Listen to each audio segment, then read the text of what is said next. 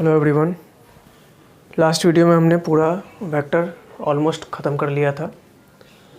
ठीक है, theoretical section कुछ क्वेश्चंस भी हमने देखे। 32 क्वेश्चन नंबर तक हमने लास्ट लेक्चर में काम किया।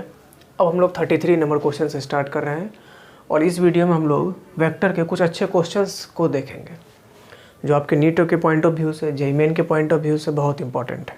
ठीक है, आपको अच्छा कंसेप्ट देगा, ग्रिप बनाएगा बढ़िया। चलिए क्वेश्चन नंबर 33 को हम लोग करते हैं डील। क्या बोल रहा है सुनो।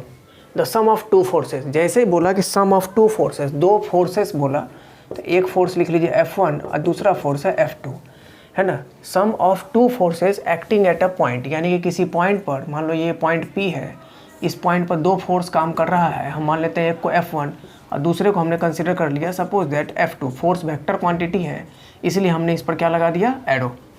ठीक है, फोर्स वेक्टर क्वांटिटी इसलिए हमने इस पर एरो लगा दिया।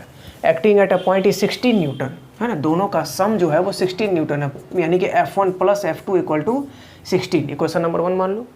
द रिजल्टेंट ऑफ फोर्सेस, यहाँ बोला है आपको resultant of forces. Resultant of forces का मतलब क्या हो गया, इसका मतलब हो गया F1 vector plus F2 vector बराबर R वेक्टर। और क्वेश्चन बोल रहा है कि ये जो R वेक्टर है इसका मैग्नीट्यूड है 8 न्यूटन।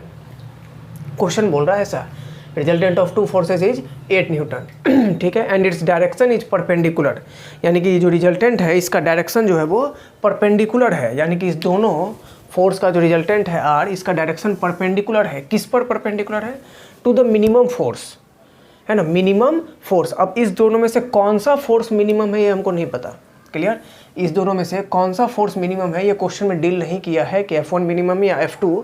तो हम चलो F1 को मिनिमम मान लेते हैं और इस F1 पर ये जो रिजल्टेंट फोर्स है वो परपेंडिकुलर है, तो इसको मान लेते हैं R वेक्टर ये परपेंडिकुलर है। रिजल्टेंट फोर्स परपेंडिकुलर है, यानी कि 90 डिग्री एंगल बना रहा है रिजल्टेंट हॉरिजॉन्टल के साथ। तो रिजल्टेंट जो हॉरिजॉन्टल के साथ एंगल बनाता है उसी को हम लोग अल्फा बोलते थे जब आपको हम फर्स्ट लेक्चर में पढ़ाए थे तब। तो रिजल्टेंट जो एंगल बनाता है उसको हम लोग बोलते हैं tan अल्फा। tan अल्फा बराबर फार्मूला होता था B sin थीटा बट्टा A plus B cos theta. तो यहाँ लिखेंगे F2 sin थीटा, B के जगह हम लिख दिए F2 sin थीटा बट्टा F1 plus F2 cos theta, ऐसा लिख दिया हमने। क्लियर, अल्फा की वैल्यू 90 है तो tan 90 हो जाएगा। tan 90 को F1 plus F2 cos theta को इधर और tan 90 को नीचे, तो यहाँ से आ जाएगा आपको F1 plus F2 cos theta बराबर हो गया बाबू F2 sin थीटा बट्टा tan 90। tan 90 का मतलब इन्फिनिटी, और ये इन्फिनिटी होता है, इन्फिनिटी से रियल नंबर में इन्फिनिटी से डिवाइड करोगे तो ये तो जीरो हो जाएगा। तो यहाँ से आपको cos थीटा की वैल्यू आ जाएगी माइनस F1 और बट्टा F2। cos थीटा की वैल्यू क्या आ जाएगी, माइनस F1 बट्टा F2। रिजल्टेंट का वैल्यू तो पता है। फाइनली आपको क्या निकालना है, तो मैग्नीट्यूड फाइंड आउट करना है, किसका, इन फोर्सेस का, यानी कि F1 और F2 का।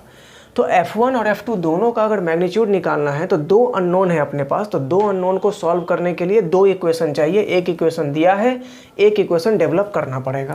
कैसे डेवलप होगा, तो यहाँ देखो, यहाँ हमने सीखा है, ये पढ़े थे हम लोग, आर स्क्वायर रिजल्टेंट का स्क्वायर बराबर A square plus B square plus 2ab cos theta हमने पढ़ा था। उसी ए के जगह F1, बी के जगह F2 हमने पुट कर दिया।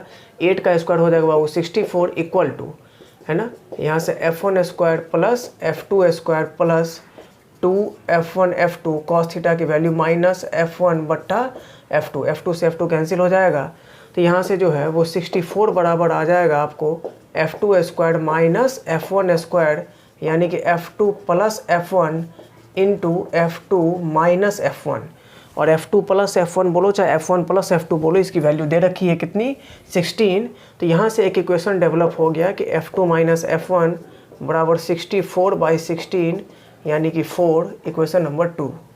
अब दो इक्वेशन दिख रहा है और दोनों इक्वेशन को पकड़ के आप सॉल्व कर दीजिए। तो यहाँ से क्या हो जाएगा, तो F2 प्लस F1 बराबर है 16 और यहाँ से F2 माइनस F1 बराबर है 4। दोनों को सॉल्व करोगे तो ये दोनों कैंसिल आउट हो जाएगा। तो यहाँ से आ जाएगा बाबू 2F2 बराबर 20, यानी कि F2 बराबर आ गया कितना, 10। ठीक है, अब इस 10 को उठा के या तो इक्वेशन 1 में डालिए या फिर इक्वेशन 2 में डालिए, किसी में भी पुट कर दीजिए और पुट करके जो है सो F1 की वैल्यू निकाल सकते हैं। F1 जब आप निकालिएगा तो F1 की वैल्यू आ जाएगी 6 न्यूटन, तो यहाँ से हमारा आंसर क्या हो गया, दोनों का निकल गया। और ये आंसर सही भी है, क्यों? क्योंकि रिजल्टेंट को इस दोनों में से मिनिमम फोर्स पर परपेंडिकुलर होना था। हमने पहले से कंसीडर किया कि रिजल्टेंट F1 फोर्स पर परपेंडिकुलर है और F1 की वैल्यू 6 न्यूटन आई है, इसका मतलब हमने जो कंसीडर किया है वो सही है। क्लियर? नेक्स्ट है आपका क्वेश्चन नंबर 34। अब यहाँ कुछ कलाकारी कर दिया है कोई, खैर। The resultant of two forces A and B is perpendicular to vector A, यानी कि दो आपको फोर्स दिया है A और B, और इस दोनों का जो रिजल्टेंट है उसको मान लेते हैं वेक्टर R, और ये जो रिजल्टेंट है वो क्या कर रहा है, तो वो रिजल्टेंट आपका परपेंडिकुलर है। रिजल्टेंट जो है वो क्या है, परपेंडिकुलर है। तो परपेंडिकुलर कंसीडर हमने कर लिया किस पर, वेक्टर A पर। तो रिजल्टेंट जो एंगल बनाता है उसको अल्फ़ा बोलते हैं बाबू।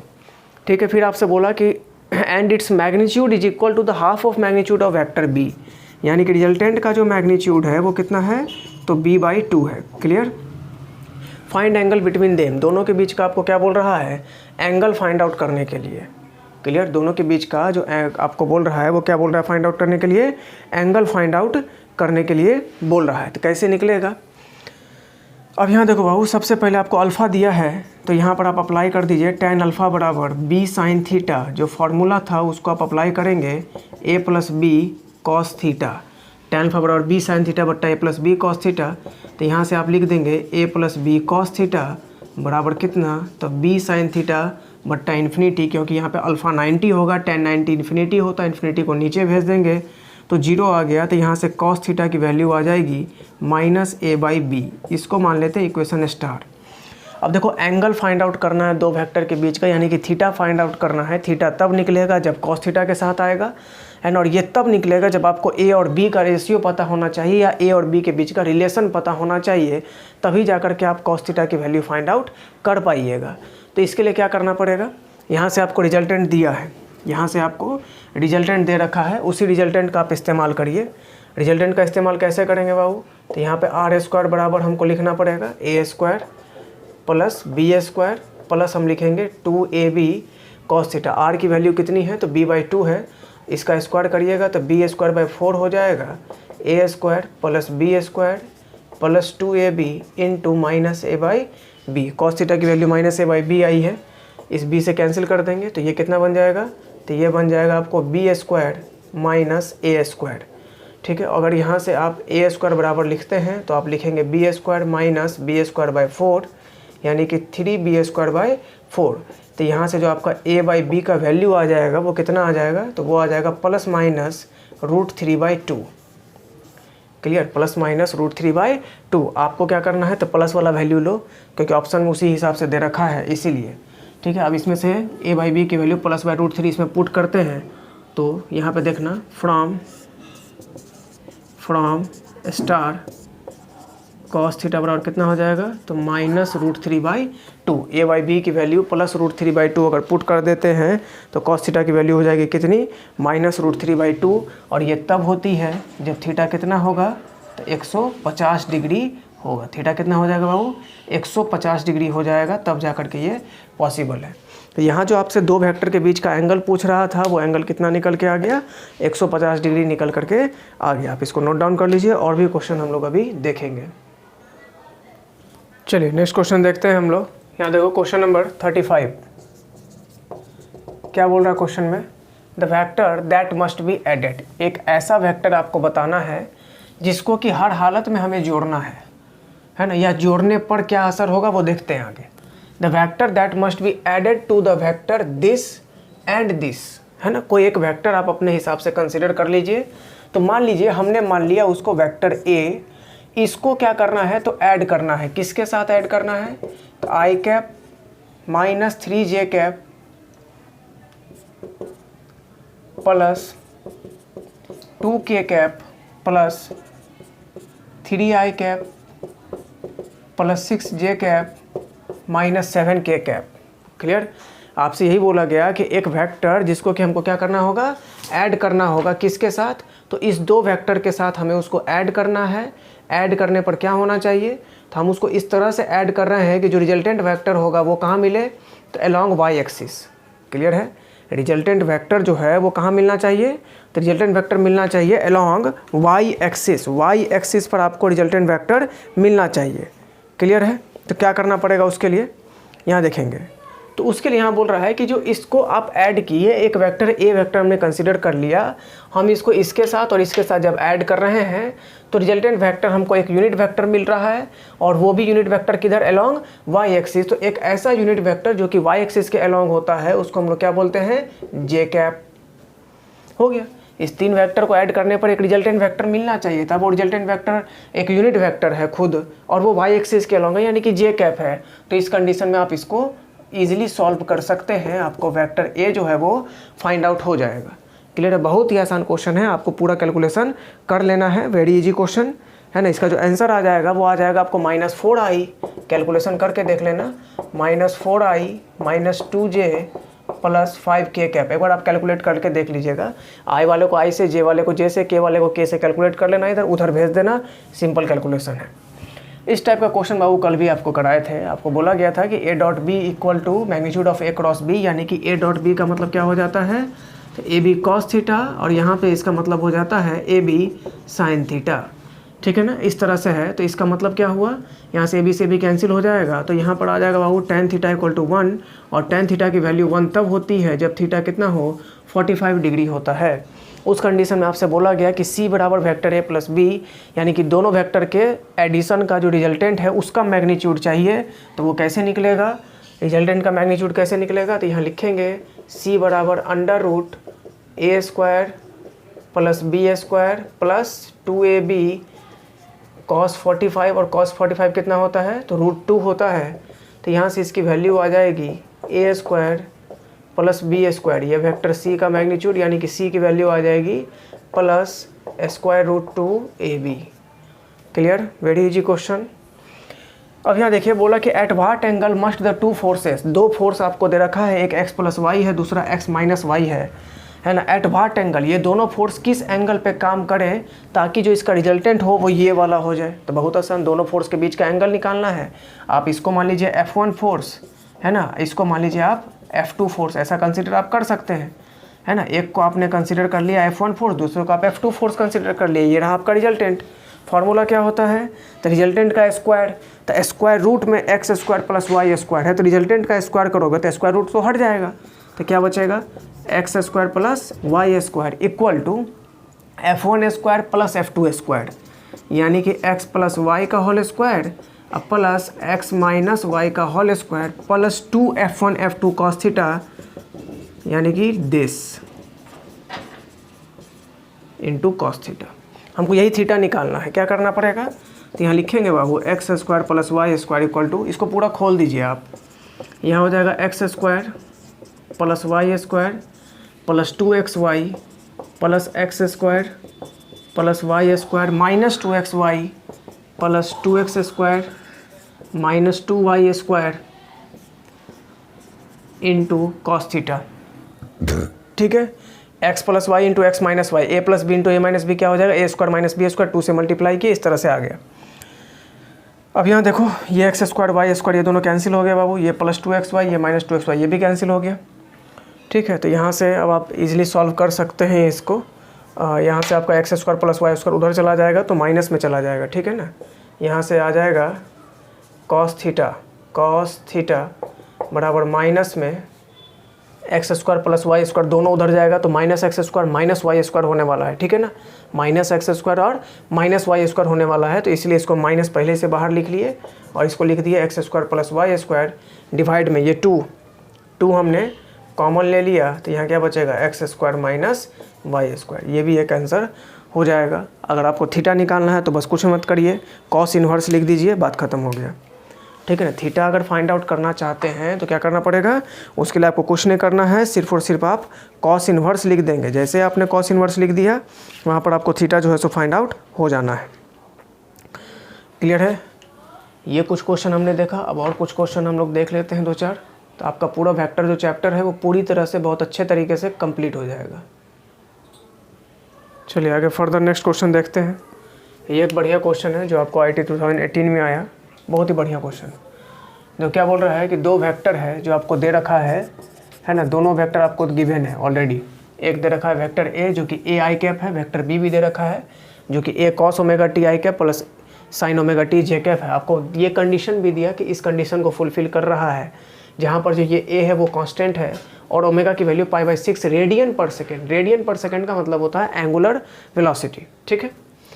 अब यहाँ देखो t इक्वल टू टाउ पे, यानी कि जो टाइम है, यहाँ जो t है वो टाइम को डिनोट कर रहा है, उसमें टाउ का कंडीशन दे दिया कि जब टाइम की वैल्यू टाउ के बराबर होगी, है ना, फॉर द फर्स्ट टाइम, यहाँ पे ये चीज़ बड़ा इंपॉर्टेंट है कि फॉर द फर्स्ट टाइम, पहली बार जब t बराबर टाउ हो रहा है तब इस कंडीशन को फुलफिल कर रहा है, तो वो टाउ की वैल्यू कितनी है ये आपसे पूछा। चलिए a प्लस बी, ठीक है ना, a प्लस बी का मैग्नीट्यूड यानी कि दो वेक्टर के एडिशन का रिजल्टेंट का मैग्नीट्यूड आपसे पूछ रहा है, तो क्या करेंगे आप? ऑब्वियस सी बात है, आपको तो पता ही है कि आप अंडर रूट क्या करेंगे, A square plus B square plus 2ab cos theta equal to square root of 3 under root A square plus B square minus 2ab cos theta, ऐसा करेंगे हम लोग, ठीक है। दोनों साइड स्क्वायर रूट कर दो, स्क्वायर रूट को हटाने के लिए स्क्वायर कर दीजिए, स्क्वायर रूट हट जाएगा, ठीक है। ए स्क्वायर प्लस बी स्क्वायर, तो यहाँ जो आपका ए स्क्वायर प्लस बी स्क्वायर वगैरह है, इसको आप कैसे करिएगा, तो इसके लिए आप सोचिए कि ए स्क्वायर प्लस बी स्क्वायर वगैरह जो है इसको हम किस तरह से करें। तो ये बड़ा आसान होगा। एक तो है कि आप एक ए का बी का दोनों का वैल्यू वगैरह पुट करो, उस तरह से कर लो, ठीक है। दूसरा क्या तरीका है, तो दूसरा तरीका है, यहाँ पे देखो a प्लस बी आपको बोला, तो आप इस दोनों को पहले ऐड कर लीजिए। ऐड करिएगा तो यहाँ से आ जाएगा a प्लस बी की वैल्यू क्या आ जाएगी, A I cap plus A cos omega T I cap plus b की वैल्यू पूरी खोल रहे हैं हम ना, a प्लस बी कर रहे हैं, तो यहाँ वाला भी i और यहाँ वाला भी i को ले लिए। अब b की वैल्यू में सिर्फ j वाला बचा है, तो यहाँ हमने लिख दिया a sign omega T J cap. तो यहाँ से अगर आप i को कॉमन ले लेते हैं तो आपके पास आ जाएगा a plus A cos omega T I cap, और यहाँ से आ गया a sign omega T J cap. तो ये आपका जो आ गया ना, ये आ गया है बाबू क्या, तो vector a plus vector b, ये आ गया। अब vector a plus vector b आ गया, तो इसका आप रिजल्टेंट भी फाइंड आउट कर सकते हैं। रिजल्टेंट निकालने के लिए क्या करना पड़ेगा, i और j दोनों को आपको, चूँकि ये दोनों परपेंडिकुलर हो गया, एक एक्स एक्सिस दूसरा y एक्सिस, तो परपेंडिकुलर का रिजल्टेंट कैसे निकलेगा, दोनों का स्क्वायर कर देंगे, सीधी सी बात है। तो स्क्वायर करके देख लो, तो स्क्वायर जैसे करिएगा तो इसका स्क्वायर करिए तो क्या हो जाएगा, ये a plus A cos omega T का स्क्वायर प्लस ए साइन ओमेगा टी का स्क्वायर। इसको खोलेंगे बाबू, इसको जैसे खोलिएगा ना तो ये इतना आएगा, A square plus A square cos square omega T, A square plus cos square omega T plus 2 into A plus B का होल स्क्वायर के जैसा है ना ये, तो plus 2 into A cos omega T, यानी कि 2a square cos omega T plus ये कितना हो जाएगा, तो ये हो जाएगा A square sine square omega T, यहाँ से A square cos square omega T, ये A square sine square omega T. इस दोनों में से हम ए स्क्वायर को कॉमन निकाल लेंगे तो cos square theta plus sine square theta के जैसा बन गया ये, तो ये हो जाएगा 1 plus 2a square cos omega T. Clear? तो यहाँ से कितना हो गया, यहाँ से आप 2a स्क्वायर को कॉमन निकाल सकते हैं। जैसे आप ऐसा करिएगा तो क्या बचेगा, 1 प्लस कॉस ओमेगा टी बचेगा, और 1 प्लस कॉस थीटा क्या होता है, तो 1 प्लस कॉस थीटा आपको पता ही होगा, 2 cos square theta by 2। Clear है? 1 प्लस कॉस थीटा और 1 माइनस कॉस थीटा, ये दोनों वैल्यू आपको पता होनी चाहिए। क्लियर है? 1 प्लस कॉस थीटा और 1 माइनस कॉस थीटा दोनों की वैल्यू आपको पता होनी चाहिए। दोनों का वैल्यू उठा के अपना पुट करिए तो उससे भी आप फाइंड आउट कर सकते हैं। तो यहाँ से आप 1 प्लस कॉस ओमेगा टी जो है ये आप निकाल सकते हैं। ठीक है ना? तो 1 प्लस कॉस थीटा जो है यहाँ पर आपको पता ही है, 1 प्लस कॉस 2 थीटा क्या हो जाता है, वो हो जाता है 2 cos square theta, 1 plus cos 2 theta. तो यहाँ तो 1 प्लस कॉस थीटा है, सिर्फ 2 जैसा कुछ नहीं है, यहाँ सिर्फ ओमेगा टी है, तो आप इसको लिख सकते हैं 2a स्क्वायर। क्लियर है? इंटू 1 प्लस कॉस थीटा, तो ये कितना हो जाएगा 2 cos square omega T by 2।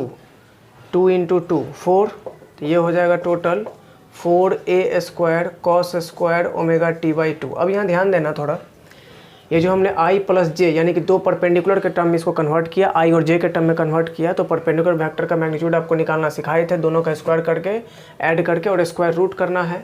तो यहाँ पूरे पर हम स्क्वायर रूट इसलिए नहीं किया क्योंकि स्पेस आपका कम है, इसीलिए आप डायरेक्ट स्क्वायर रूट अब करो। फाइनल स्क्वायर रूट जब करोगे तो यहाँ कितना हो जाएगा 4 का स्क्वायर रूट 2, a स्क्वायर का a, और यहाँ कितना आ जाएगा बाबू, तो cos ओमेगा t/2 आ जाएगा। ये इतना हुआ।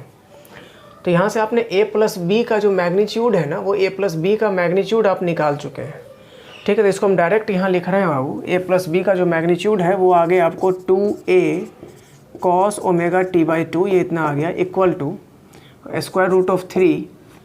अब a माइनस बी का भी मैग्नीट्यूड जरा आप निकाल लीजिए। तो a माइनस बी का जब मैग्नीट्यूड निकालिएगा, है ना, तो a माइनस बी जैसे माइनस करोगे, है ना, जैसे माइनस करोगे a माइनस बी जैसे करिएगा, तो इसमें से इसको माइनस करना है, तो ये हो जाएगा आपको a आई कैप, b वाला a cos omega t I cap, लेकिन माइनस लगेगा तो ये भी माइनस हो जाएगा, तो minus a cos omega t I cap. Minus b है, b में माइनस लगेगा तो इसको भी तो माइनस होना पड़ेगा ना, तो minus a sine omega t J cap, ऐसा आएगा। तो यहाँ से जो i वाला है वो हो गया a minus a cos omega t I cap, a minus a cos omega t I cap minus a sine omega t J cap. ये वाला i और ये वाला j इस तरह से आ गया। अब कुछ नहीं करना है, फिर ये परपेंडिकुलर के टर्म में आए तो दोनों का स्क्वायर करके और ऐड कर देंगे आप, और फिर स्क्वायर रूट करेंगे। तो जब दोनों का स्क्वायर करोगे तो ये कुछ इसी तरह से खुलेगा। यहाँ पे भी बस इस प्लस के जगह माइनस होगा तो a माइनस बी का होल स्क्वायर हो जाएगा, तो a square plus a square cos square omega t minus 2a square cos omega t, ठीक है, plus a square sine square omega t। हमने इसका a minus a cos omega T का और a साइन ओमेगा टी का दोनों का square करके ऐड कर दिया है, ये रहा एडिशन बीच में, है ना, और उसका हम स्क्वायर रूट करने जा रहे हैं। तो ये a square cos omega T, ये a square sine square omega T, दोनों मिलके तो a स्क्वायर बन जाएगा, plus a square 2a square हो गया माइनस 2a स्क्वायर। तो square root of 2a square को कॉमन ले लिए तो यहाँ आ गया 1 माइनस कॉस ओमेगा टी। तो ये इसका फार्मूला होता है 2 साइन स्क्वायर ओमेगा t/2 या 2 साइन स्क्वायर थीटा/2 जिसको आप बोलते हैं, है ना। तो 2a square into 2 sign square omega t/2, यहाँ से 2 में से एक 2 बाहर आ जाएगा, एक a बाहर आएगा, एक साइन बाहर आ जाएगा। तो यहाँ पे लिख सकते हैं 2a साइन ओमेगा t/2, कुछ इस तरह से आ गया। तो यहाँ से आप a प्लस बी का मैग्नीट्यूड आपने निकाल लिया, a प्लस बी का वेक्टर a प्लस बी, तो पहले वेक्टर a प्लस बी निकाले थे आप, उसका मैग्नीट्यूड निकाल लिए, फिर a माइनस बी आपने निकाला, उसका मैग्नीट्यूड आप निकाल लिए हैं। यहाँ √3 भी है, तो एक काम करते हैं, यहाँ से जो 2a है और ये जो 2a है इसको आप कैंसिल कर सकते हैं बाबू, ठीक है। कैंसिल करने के बाद, ठीक है ना, कैंसिल करने के बाद आप यहाँ पर क्या करिए, इसको नीचे ले लो, तो यहाँ कितना हो जाएगा, ये हो जाएगा आपको 1/√3 equal to sine omega t/2 और यहाँ से कॉस ओमेगा t/2, तो यहाँ हो जाएगा tan omega t/2। tan theta की वैल्यू 1/√3 कब होती है, तो ये जब 30 डिग्री होता है तब ऐसा होता है ना, tan 30। तो tan 30 के लिए क्या करना पड़ेगा, यहाँ पे लिख लेते हैं अपन tan 30, तो tan 30 का मतलब tan π/6 equal to tan omega की वैल्यू आपको दे रखा है π/6, तो यहाँ जरा आप पुट कर लीजिए π/6 इंटू t/2, π/6 इंटू t/2।